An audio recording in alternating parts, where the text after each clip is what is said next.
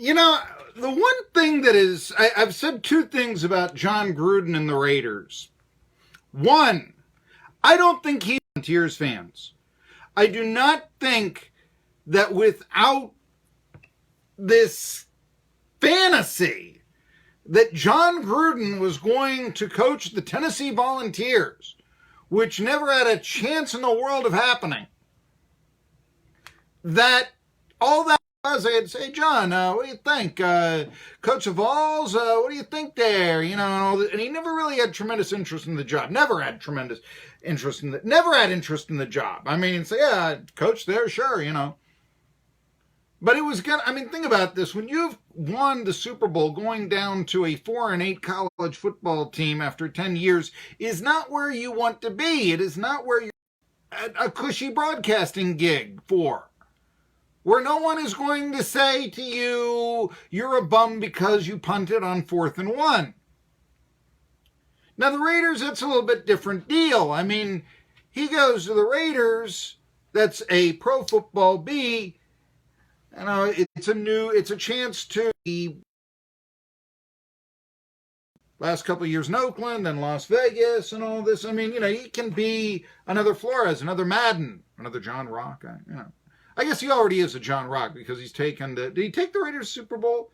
No, he was actually with the Buccaneers and beat Bill Callahan when the Raiders made the Super Bowl. So my bad there. But he did go to some title games, if you will. But, you know, he's going back to but he's doing it so old school. If he turns it around in Oakland and then later Las Vegas, you know, it really is going to be a testament of football coaching, the basics of football over, say, modern coaching methods. Hey, I'm Marky Billson, your voice of choice for a new generation of Tri-City sports fans. Name of the program is Tri-City Sports Now. I have a full show for you. In addition to talking about the NFL preseason, in addition to talking about some local news, some sad news for local fans. Okay, we used to that much. A former 1,000-point scorer from the East Tennessee State Buccaneers back in the Mr. Jennings glory days has passed away. And we also have a situation where a local professional baseball player has stepped away from what appeared to be a career that was advancing, as a matter of fact. But that's not all. We're going to be talking to Anthony McCarron. This weekend we have National Baseball Card Day. You heard me. We have National Baseball Card Day. Anthony McCarron wrote in Athlon, our baseball preseason annual. I'm holding it up here for those of you looking at us on Facebook. Nice big here, Freddie Freeman of the Braves. That's what we have up here. And he wrote this big story on where baseball card collecting is today. How has it changed with the internet? Baseball cards now. So that's one thing to discuss. Also, I mean, why haven't basketball cards caught on? Or have they? And I'm just stupid. At 1 o'clock, Jerry Bonkowski talking NASCAR. We love that. And then at 1:30, Josh Brown and Oklahoma Nation comes on. And we'll be talking that. Or actually, let me confirm that. Well, the 1 o'clock hour, Josh Brown and Oklahoma Nation comes on. A lot of stuff going on with the Braves. They're fighting for first. You know, but also the controversies around Joe Simpson, the broadcaster. But also going back to what I mentioned with Jon Gruden, there's a cultural divide between old school and new school fans. I think you always have that.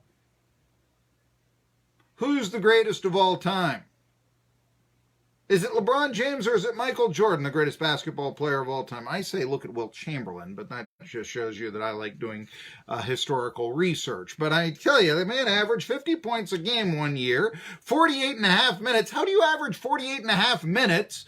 And even if he couldn't hit a free throw, what is a center doing leading the league in assists? I mean, that's incredible. But anyway, it's the idea of MJ versus LeBron. Who you choose is generation. Who you choose is generation LeBron, in all likelihood. Which is, and if you are part of Generation X or Generation Y, you take Michael Jordan. It's that simple. And if you're not in either of those generations, you just don't care. And you go with Wilt Chamberlain. Yeah. Anyway, but Josh Brown knocked home a nation last month. I was listening to his podcast this morning, and he talked about how baseball is enduring a cultural divide between a breed of fan that is obsessed with statistics and creating new statistics, analytics, and those who are not willing to throw out 150 years of baseball strategy. That's my deal. Talking Braves. Let's go last year. Opening day last year. You may remember a 0-0 tie through 6 innings and even 100. They throw the ball game to the bullpen. The Braves bullpen proceeds to give up 6 runs in the bottom of the 7th to the Mets in what was a very competitive game, and one that traditional strategies would have said, you'll be damned if you take the starter out in that situation. No. He's almost at 100 pitches. We got to take him out. Bullpen blows the game. I got a problem with that. But you know what? That's how baseball is played now, and that's why fans who just kind of question the way baseball is wrong. I happen to like analytics. I mean, new statistics, great. And the fact of the matter is new statistics that seem to be gathering hold. I'll give you one. WHIP, walks plus hits divided by innings pitched. I think it's much more effective than ERA for a relief pitcher. Who doesn't? That's pretty much. I was 14. I remember going through my baseball research, and I found an obscure left-handed pitcher with a 100 and loss 1985 San Francisco Giants baseball team. His career won-loss record at the time was 17-37. But you know what? In that horrible year for the Giants, he struck out more batters, 131, than batters that he had allowed a hit or a walk to, 130. Now, it sounded pretty good to me that he was doing it also innings pitched. So his WHIP was low, and he had a phenomenal strikeouts to innings pitched ratio.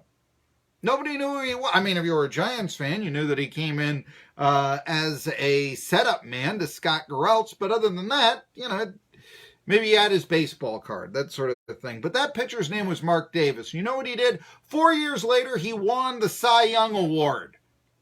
Put up at what that point was the 3rd highest save total in the history of Major League Baseball. Now, that was basically my use of analytics to foresee a coming star on the game. And I could tell you how the sacrifice bunt, assuming your 2 on-deck hitters are not hitting 455, is a bad statistical play. I could also tell you a sabermetrician by the name of Earnshaw Cook came up with that little ditty in 1964. Wrote it in the book Percentage Based Sabermetrician ever was coined. Heck, it was long before SABR, the Society of American Baseball Research, was created in 1971. Cook was coming up with new statistical strategies to analyze the game when Bill James was still working at the Stokely Van Camp Pork and Beans Cannery following the Kansas City A's. But as a regular reader of Society of American Baseball Research publications, I've even contributed to them, it's obvious stories written about stories of baseball's past, say the hidden history of pepper, not the spice, the, pregame ritual, and that sort of thing. Or how there was almost a player's strike in 1946. That was always far more interesting than some guy who came up with, I've got a new statistical formula, like, say, POP. What is POP, you might ask? POP, which is a story that was a stat created about 20 years ago by Mike Strauss. He's a neurologist. It's a statistic indicating probability of performance. POP, probability of performance. It is determined by an advanced algebra formula that, frankly, I don't even recognize all the symbols to, but can ultimately be summed up by pop equals log to the 10th power times p. What log and p are another story entirely. That's not exactly earned runs times 9 divided by innings pitched.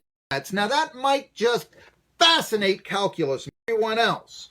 Hence the cry that baseball, and that's come up in recent years, and I think it's a product of the gimmicks that they try to put in the game, from the DH to goodness knows the runner at second base in minor league games to begin the 10th inning. What's more, these stats, pop or whatever, are honestly not really used properly by the modern day manager. And, for that matter also, pop, probability of performance, aren't all statistics probability of performance. On-base percentage. He has a .391 on-base percentage. Isn't that supposed to mean he's got a 39.1% chance of reaching first base or more? That's probability of performance. Do we need to really go to log to the 10th power probability of performance? Functions, especially the one in length designed for pop, simply isn't interesting to a mass audience.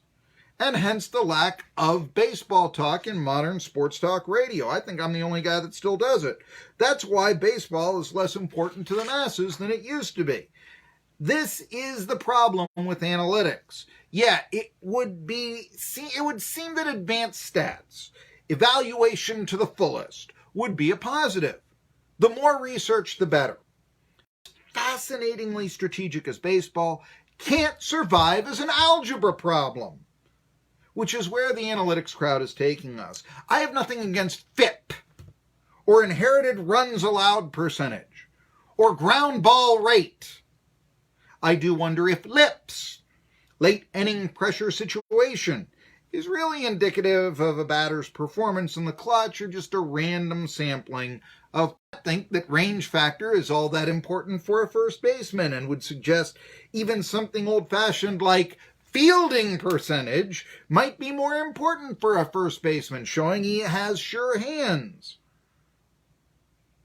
Range factor is a real two-sided coin.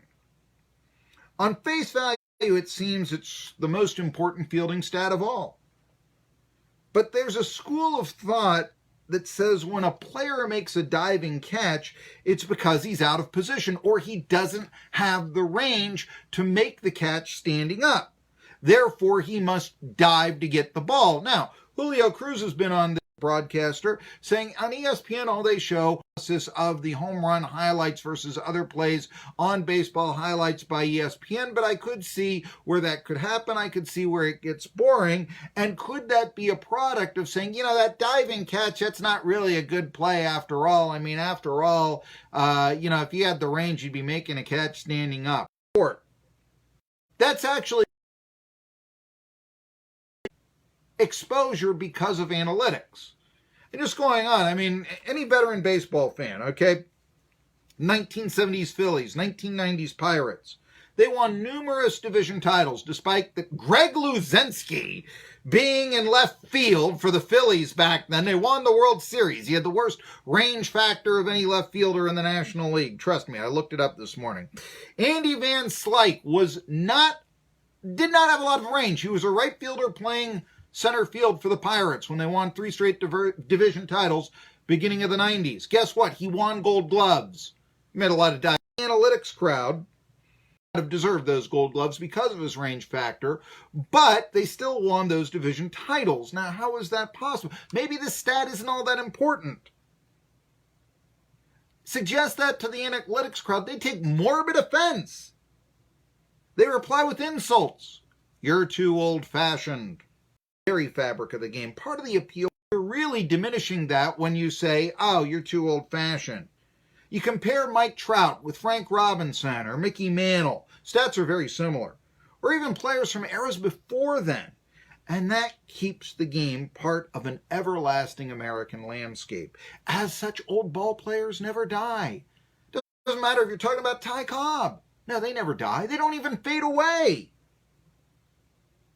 Now, one sabermetrician was so involved in these advanced stats. And I mean, I think it's like studying too much for a test. I mean, you start obsessing on things that don't matter instead of talk to one sabermetrician, and he told me that WHIP, walks and hits per innings pitched, which is a very that's a very modern and effective way to grade pitchers, especially relief pitchers. No, that was living in the past. Physician, he told me. But again, if we go to that extent, too much analysis, then that's trivial rather than important. It also doesn't reflect how the game is actually played. It do not reflect how baseball is played. Strategically, a runner caught stealing prior to a player hitting a home run costs his team a run. We'd all accept that, right? Huh? I mean, it sounds pretty good. But wait a minute here. This isn't factored. What about that pitch out that was called to nail the runner trying to steal second? Because that caused the player to be caught stealing, but it also caused the hitter to go ahead in the count. And that resulted in a fastball the hitter could see coming out of left field, hit out of the park, that literally wouldn't have occurred without the caught stealing. Even if the runner was safe at second, it wouldn't have occurred because now hitter is ahead in the count, pitcher pitches around them, want to set up the double play, presumably with the next hitter who probably isn't as strong of a batter. Baseball cannot turn into an algebra problem and appeal to the masses. And as that example just shows you, it shouldn't change into an algebra problem. The fact it is turning into an algebra problem is why the only fans baseball seemingly have left are the old guard, maybe people like me, wishing for a return to a more watchable time when the analytics crowd weren't slowing down the pace, when they weren't coming up with the absurd strategies I talked about, like the Braves last year's opening day, or, I've got to take my pitcher out, Gabe Kapler. He doesn't have one warming up. Again, I know that, you start saying, back in my day, in the good old days and all that. No, I get it. But you cannot tell people who saw years and years of baseball strategies being effective and furthermore making sense, replaced with strategic gaffes and trying to dazzle me with advanced stats that aren't even used properly. I mean, that's like telling me, well, I know, honey, that our baby doesn't look anything like you, but let me give you this, all this mumbo jumbo about, heritage and my heritage and blah, blah. And I'll bet you didn't know this. And, no, sometimes common sense is better than pop or log to the 10th power times P. Tri-City Sports Now. Yeah, I'll tell you how Josh Dobbs did on the gridiron now when we come back, and then Anthony McCracken talking about baseball cards.